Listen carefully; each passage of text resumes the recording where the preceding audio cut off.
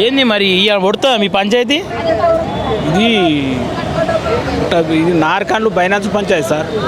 కానీ దాదాపు వాళ్ళు మా దగ్గర అందరి దగ్గర ఒకరొకరి దగ్గర 50 లక్షలు 60 లక్షలు 30 లక్షలు 35 లక్షలు ₹1,00,00,000 దాకా అందరి దగ్గర మేము ఏదో రియల్ ఎస్టేట్ చేస్తున్నాం, మేము భూములు కొంటున్నాం, మీకు భూములు కావాలంటే మాకు 15 రోజుల ముందు చెప్తే మీరు భూమి డబ్బులు ఇస్తాం, లేదంటే మా దాంట్లో ల్యాండ్ చూపిస్తాం, భూమి చూపిస్తాం అని చెప్పి మాకు మాయమాటలు చెప్పి మాకు పాలమూరి రంగారెడ్డి అదేవిధంగా వాటర్ గీటు వాటర్ ప్లాంట్ మన మంజుల వాటర్ ఇక్కడ హైదరాబాద్ కూడా సప్లై అవుతున్నాయి.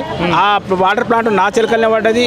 ఆ డబ్బులు ఈ డబ్బులు అన్నీ నేను దాదాపు 35 లక్షల రూపాయలు ఇస్తే ఇప్పటికీ ఇస్తాం అన్నాక ఈ పంచాయతీ అయ్యింది. ఇస్తాం అప్పుడు ఇస్తాం ఇప్పుడు ఇస్తాం అని జరుపుకుంటా అంతా విన్నాం కదా. ఇప్పుడు మీరు హైదరాబాద్ వచ్చి 2 రోజులు అవుతుంది. హైదరాబాద్ వచ్చి దాదాపు 5 రోజులు ఏమయ్యాయి సార్. ఏడవంటారు ఏడ తింటారు మరి? ఇంకో ఒకనాడు రాత్రి ఒక ఫంక్షన్ హాల్లో పడినాం.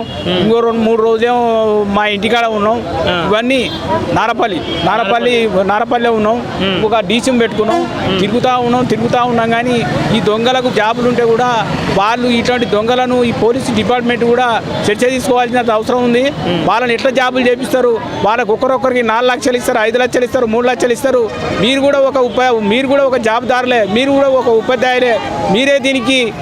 మీరే తెలిసి కూడా ఈ పేద ప్రజలను న్యాయం చేస్తుంటే మీరు ఎట్లా పట్టుకుంటారు? ఆయన ఏం శిక్షించరా? ఏం నిలదీయరా?